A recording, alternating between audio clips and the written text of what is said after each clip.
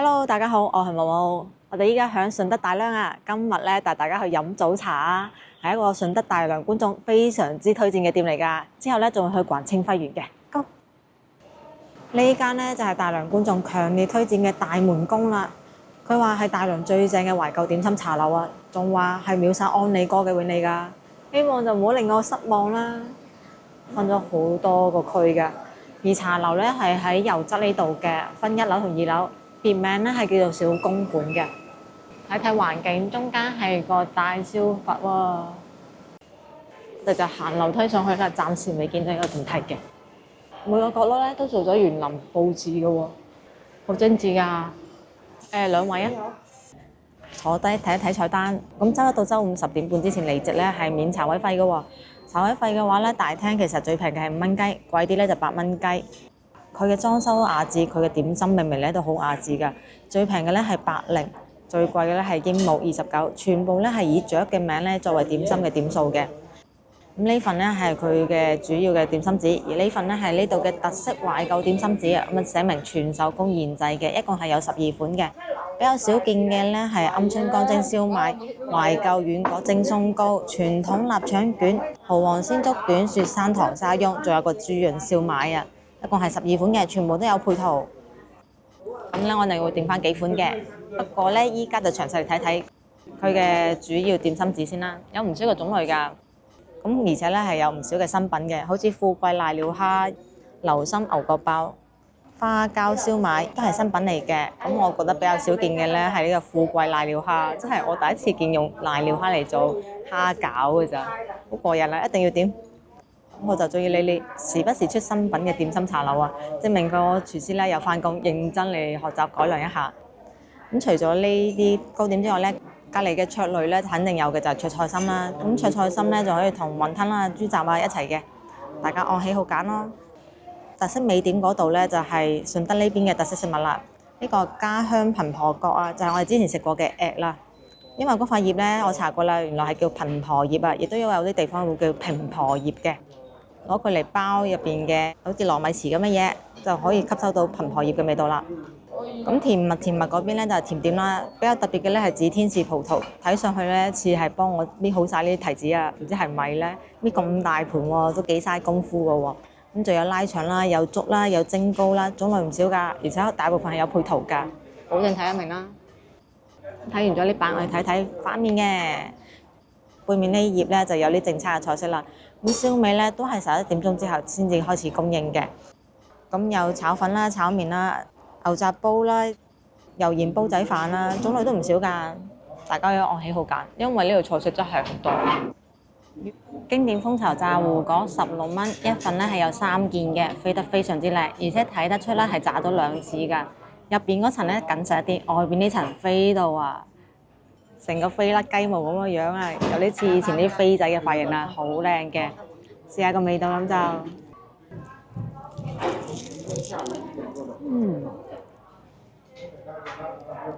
酥脆，完全唔係硬脆，好酥啊。入邊啲餡咧好靚㗎，明顯睇到係有菜啦，有蘿蔔啦，有肉啦。呢度嘅口感咧係比較層次分明嘅。蜂巢炸芋果咧鹹香味十足啊，口感係好豐富㗎，芋頭味夠濃郁，而且夠晒面，蔬菜入晒味，仲要軟滑爽口，哇正啊！幾重口感融合，非常之好。呢份蜂巢炸芋果咧，除咗預報天之外，佢咧係最好食嘅。睇埋價格嘅話，先16蚊，性價比係最高㗎，非常之酥脆嘅外表，然之後入邊咧夠晒軟綿，餡料嘅味道咧清晰，而且融合得好好，覺得好好食啊！係冇介紹錯喎，果然大良嘅手勢非常之好啊，出品好好啊！雪山糖沙翁12蚊一份咧，係有3隻嘅，睇睇呢個沙翁靚唔靚？作為懷舊點心咧，其實以前啲茶樓肯定會有沙翁㗎，哇，非常之鬆軟啊！入邊嘅氣孔靚唔靚先？我未有得睇啊，俾你哋睇下先。正唔正啊？細個嗰陣時咧，細路仔最中意食嘅咧就係沙翁啦。表面咧沾滿咗白糖嘅，搣開咗之後咧，蛋香味好濃郁啊，好誘人啦！我就開餐啦。氣孔夠晒大啦，夠鬆軟啊。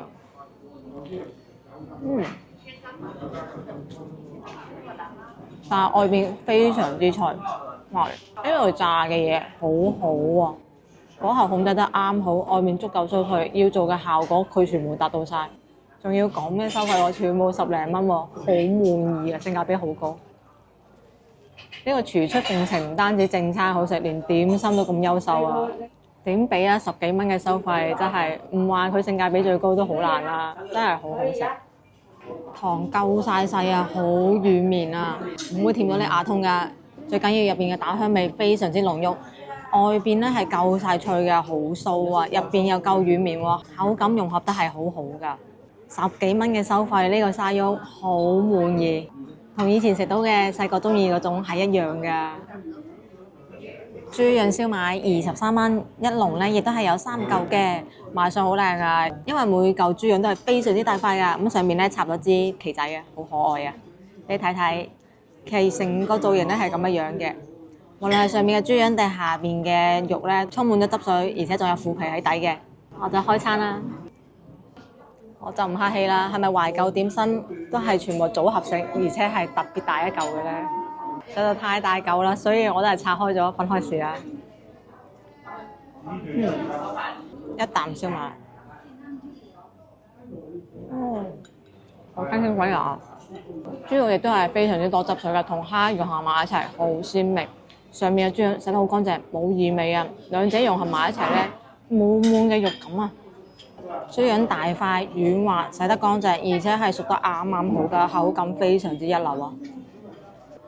炒一隻俾大家睇睇啊！下邊個燒賣真係好正㗎，唔係單獨一個淨係得豬肉㗎咋，係有蝦有菜，所以口感咧係好豐富㗎，鮮味十足啊！蝦咧係剁細咗嘅，咁樣咧先可以融合得好好㗎嘛。仲有菜，而且腐皮好精華，吸收晒兩者嘅味道之後，好好食啊！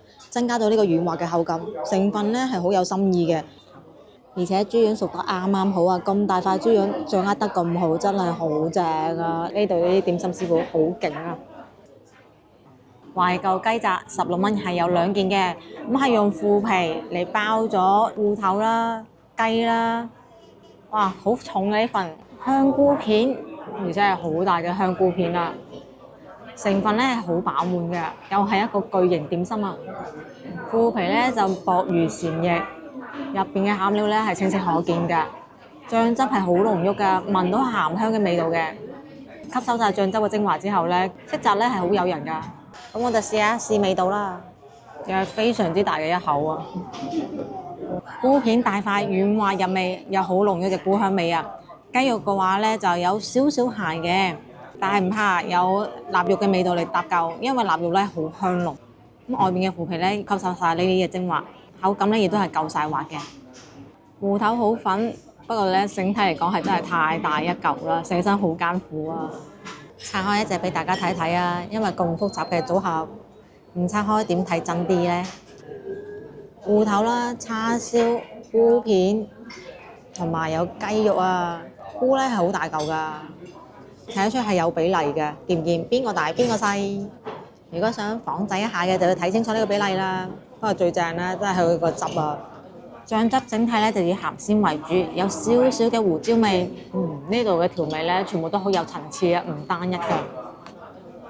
所以呢啲食材咧吸收晒個味道之後咧，非常之好味啊！唔單止有自身嘅香味，仲有汁嘅鮮味。咁菇片咧睇上去好大嚿啊，但係其實佢係非常之軟滑㗎，有好濃郁嘅菇味。而且咧芋頭係好粉㗎，有唔同嘅口感啊，好正啊！有咁多個味道融合埋一齊咧，係好有層次㗎，而且做到係融合得好好嘅。最精華嘅梗係下邊嗰塊腐皮啦，就係用佢薄薄嘅腐皮嚟包住咗呢4樣嘢，組合成咁好味嘅點心㗎。富貴瀨尿蝦餃29蚊，全場最貴啊！一籠咧係有3隻嘅。瀨尿蝦清晰可見，但係呢個蝦餃皮咧同平時見到嘅蝦餃皮係有唔同嘅。除咗瀨尿蝦清晰之外咧，有少少蔬菜，其他餡料就真係要食咗先知啦。個樣咧係比較似大型嘅餃子啊！趁熱食啦，咁就要口味好清新啊！加入咗好多嘅蔬菜嘅，口感係好豐富嘅。因為軟滑嘅蝦餃肉加埋瀨尿蝦咧係好鮮味嘅，咁有少少嘅芥末味道咯。整體嘅味道咧真係好新穎，第一次食到。不過瀨尿蝦睇上係大隻啊，但係味道唔夠香濃，唔夠明顯咯。主要係豬肉味。太特別啦！呢隻蝦餃好值得解剖俾你睇一睇啊！睇邊個想參考或者仿製一下嘅，知道點搞啊嘛〜首先咧，佢浸皮咧係煙韌嘅，但係有濃郁嘅花生油香味。咁拆出嚟嘅手感咧都睇得出係煙韌嘅。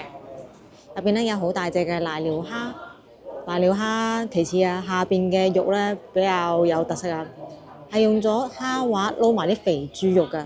對，就係肥豬肉，係冇瘦肉嘅。而且啲肥豬肉咧係已經用芥末撈過㗎啦，所以肥豬肉咧係有明顯嘅芥末味㗎。之後咧加入咗綠色嘅芹菜粒，口感方面咧係好豐富嘅，味道咧亦都係好獨一無二啊，好新穎嘅一隻蝦餃啊！呢個咧就拆解過程啦，其他就等大家過嚟再領略啦。懷舊軟角蒸鬆糕18蚊一籠咧係3隻嘅，俾你睇睇呢個蒸鬆糕啦，係2層蒸鬆糕，中間夾咗一隻軟角，個樣唔係好特別咧。你哋嗰度有冇呢種懷舊點心咧？廣州啲懷舊茶樓咧好似唔敢整呢味點心咯。好似漢堡包，三者顏色咧都係好相似㗎，金黃色。依家咧就嚟試一試嘅味道啦。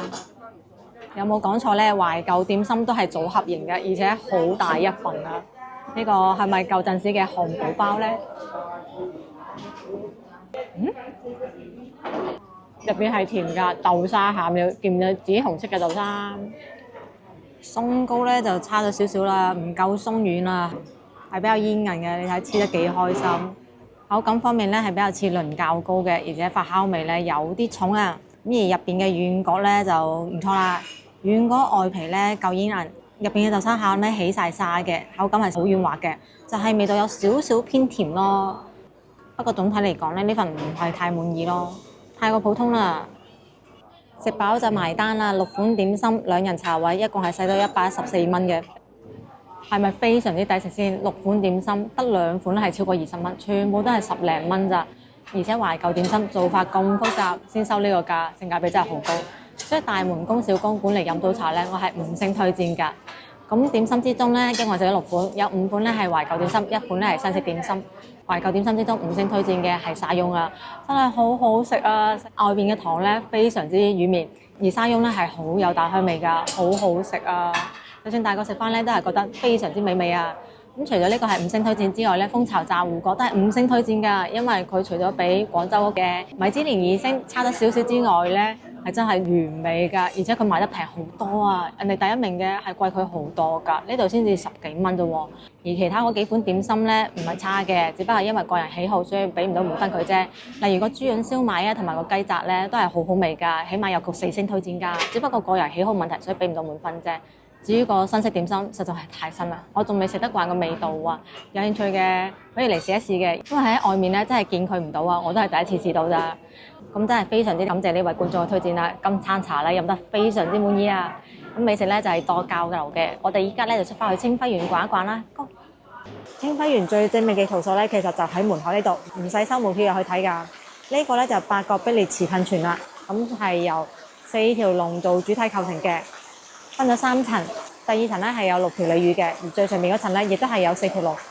其實原本咧係4龍戲珠嘅效果嘅，不過依家嘅水柱咧就有啲歪咯，困咗喺柱嘅中間，完全掂唔到個珠㗎。而且咧有部分嘅出水口咧係已經冇再噴水㗎啦，咁成個畫面咧係有啲雜亂嘅，不過都足夠豪華㗎啦，因為水力好猛啊。轉過嚟呢邊咧先係驗票處，呢個花園咧係唔使收門票嘅。而再進入去入邊區域咧，就要門票啦，15蚊一個成人，由早上嘅9點鐘開門到下晝嘅5點半。依家咧就入咗園區啦。一入門口咧，首先係見到好多棵古樹㗎，呢棵咧係龍眼樹，170年啦。呢一棵咧係荷花玉蘭，又叫做廣玉蘭，生長於兩廣。隔離咧有個小祠堂。咁清暉園咧就係中國嘅10大名園之一。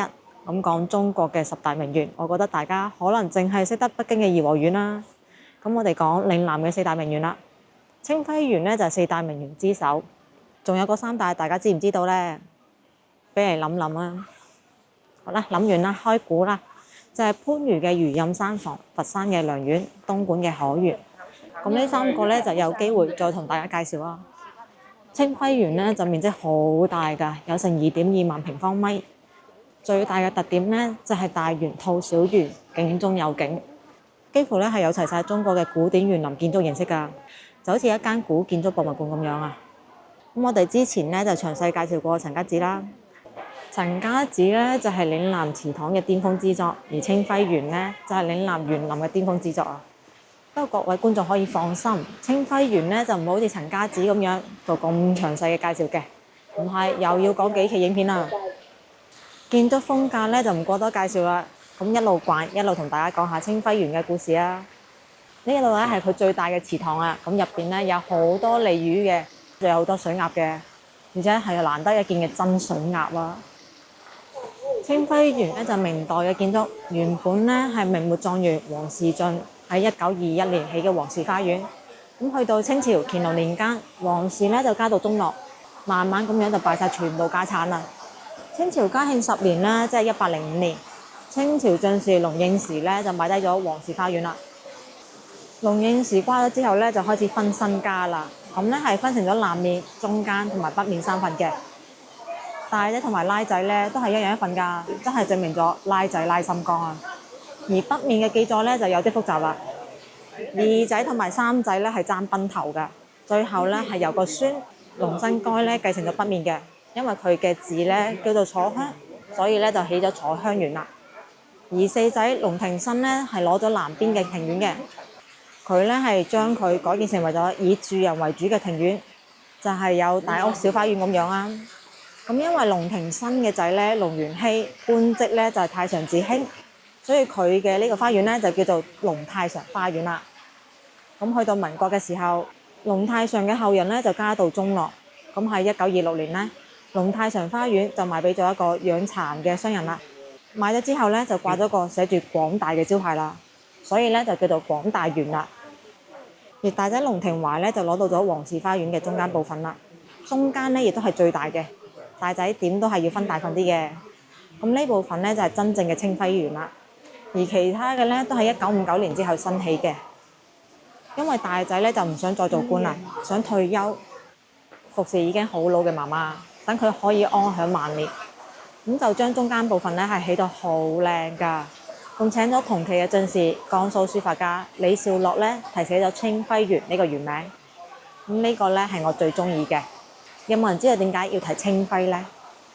提示一下，大仔龍庭懷起大屋同大花園，就係為咗報答媽媽嘅養育之恩，真係好孝順㗎。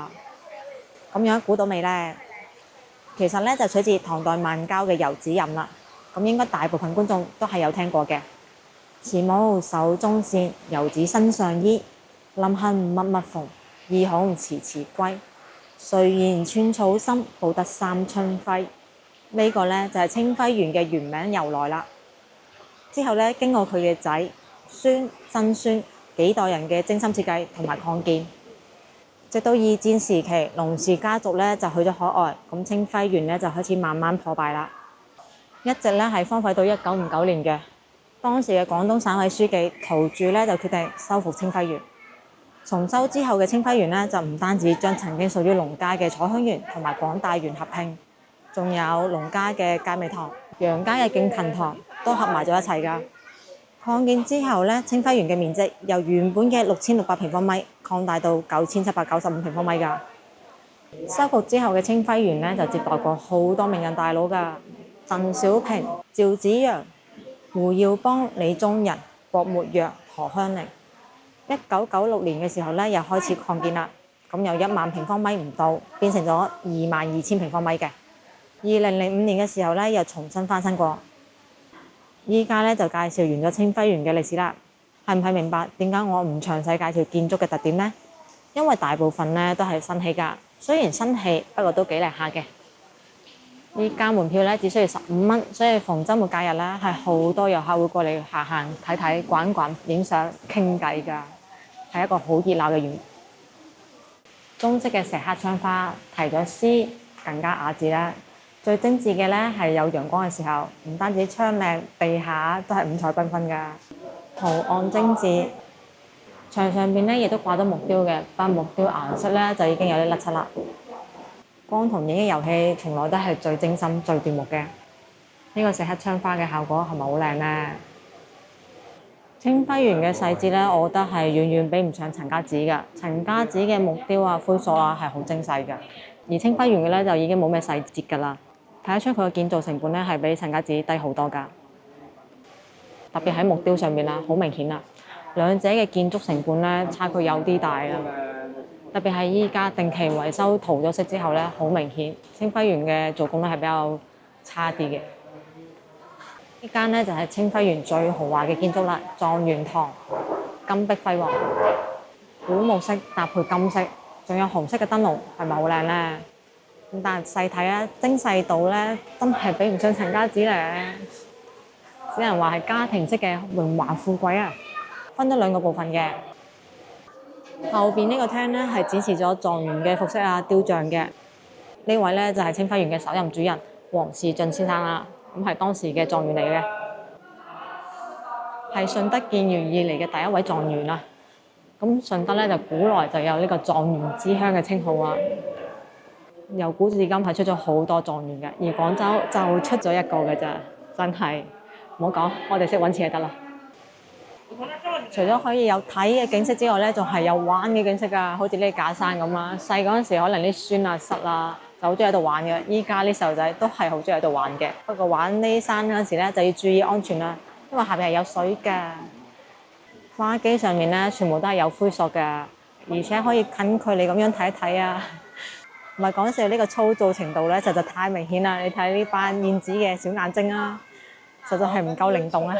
所以嘅建造成本咧睇得出係有一定差距嘅。宗祠咧話晒係12族人夾資嘅，而呢度咧係一家自己起嘅，咁可以使嘅錢咧肯定會少一啲嘅。你有肥大嘅錦鯉之外啊，仲有好大嘅龜啊！不過呢班咧都唔係金錢龜嚟嘅，係巴西龜嚟㗎，所以唔好諗住拎佢哋去做龜苓膏喎。呢間咧係流芳閣，咁係清暉園入邊咧係難得嘅高建築啊，因為佢係有3層㗎。咁佢嘅窗咧係最精緻嘅，花紋精緻，而且咧係彩色嘅石刻玻璃嚟嘅。石刻玻璃上面咧係繪畫咗各種瑞獸嘅，有麒麟啦、仙鶴、仙虎、仙后、仙鹿同仙馬。每個窗上面咧都有一位仙人嘅，睇得出佢係寓意住長壽吉祥啊！呢個咧就清暉園最古老嘅舊門口啦，上面仲寫住清暉園3個字嘅，而呢3個字咧就係江蘇書法家李兆樂寫嘅。呢個門口咧就位於西南方位嘅，體驗一下由以前嘅大門入嚟係咩感覺嘅先。首先入到嚟咧係一個小門，哇好靚啊！而左邊咧就係第一個祠堂啦，睇住2個艇仔喎。呢度咧夏天係會開滿荷花㗎，而池邊咧係停靠咗一部艇仔㗎，一齊落去賞個花。定係要同佢講，今晚要唔要食蓮藕咧？摘翻嚿俾你，反正好正啊，好小清新啊！你睇兩邊嘅艇咧，亦都係比較古舊嘅。其實屋頂上面咧係有做好多嘅花紋嘅，不過咧就冇做修葺，所以顯得好有韻味啊！做咗修葺嗰啲反而差啲啲咯。四周圍咧係種咗好多好多嘅綠植㗎，咁有春色、有夏色，亦都有秋色嘅。而屋檐下邊咧有花紋㗎，呢個花紋記唔記得咧？呢個咧就捲草紋啦，又叫做糖草紋，咁係以黑色做底嘅。咁呢種紋路咧就同水有關嘅，係希望以5行中嘅水克火，預防火災啊。好，我哋依家咧就行過石門，再睇睇係咩感覺。噔噔噔噔，公子有請。哇，人哋嘅小花園啊！行過咗第一道石門之後咧，後邊就有第2道石門啦。進士嘅生活。琴棋書畫樣樣精通，得閒就撫個琴，好雅致喎。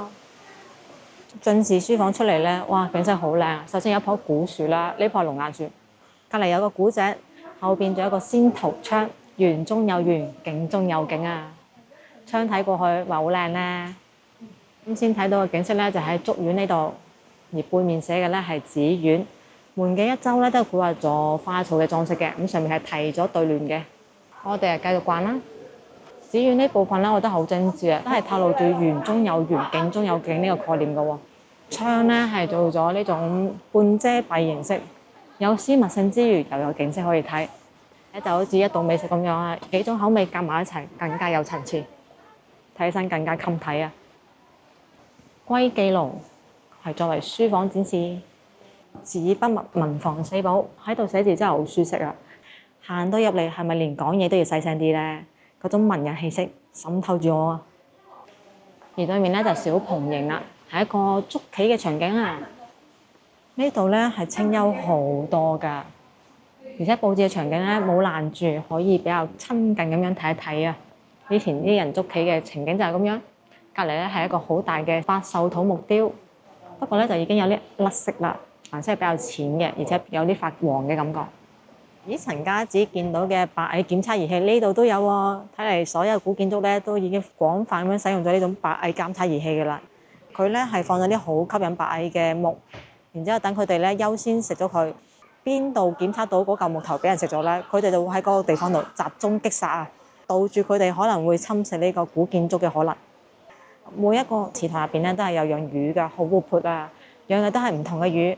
啱先又見到大頭金魚啦，呢度養嘅咧就係小錦鯉。暗白仙塗成咁樣，上面嘅門窗咧都係歪歪斜斜嘅，喂，好難收貨喎，重做一下得唔得啊？呢個精細度差得有啲遠。碧溪草堂睇上去咧好似係舊咗啲，但係我覺得反而仲精美一啲喎。門口咧係一個竹嘅佈景嚟㗎，好靚啊！攬過呢個門之後咧入去，就係一個飲茶食點心嘅佈置啦。門嘅兩邊咧仲有百壽圖，每一處咧都透露住寓意長壽吉祥喎。因為中心位置咧係建造俾老母親安享晚年用嘅，所以咧梗係想母親睇到靚景之餘長命百歲啦。廁所門口咧有清暉園最靚嘅灰塑啊，九魚圖。雖然係比較舊，但係睇得出當年嘅做工咧係最用心嘅，雕得好仔細，而且上色咧係最靚嘅。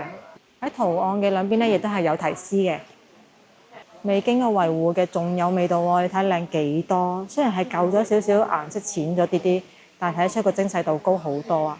連上面嘅磚咧都係有花紋㗎，搭配住鵝卵石，磚上面咧仲刻咗清暉園祭，真係專屬呢個庭院㗎。呢個咧係春色圖，花基上面嘅灰塑咧其實係有寓意嘅，而呢個咧記唔記得咧？就係福在眼前啦，亦都可以叫佢做見錢眼開啊！兩隻大蝙蝠擘大隻眼望住嗰兩個銅錢喎，仲唔係見錢眼開？真係唔好立亂咁樣維修啊！你睇呢啲早期留低落嚟嘅，仲靚過依家重新塗過色嗰啲，就知道後果幾咁嚴重啦。陳家子喺我細嗰陣時咧，個樣係同而家差好遠嘅。有啲人咧就覺得嗰個樣先係正宗嘅，其實唔係噶。嗰個咧就同啱先睇到外邊嘅係差唔多年份，俾人維修過嘅，其實就俗稱嘅亂維修，係冇對照翻當年真真正正嘅原貌嚟對住1比1維修嘅。呢啲冇維修過嘅，明顯就比佢塗過色啊、整過嗰啲靚好多啦。其實人哋原貌咧係咁精緻、咁靚嘅。呢種咁立體嘅灰塑咧，其實係運用咗高浮雕呢種手法嚟製作嘅。呢幅圖咧叫蟠桃春色。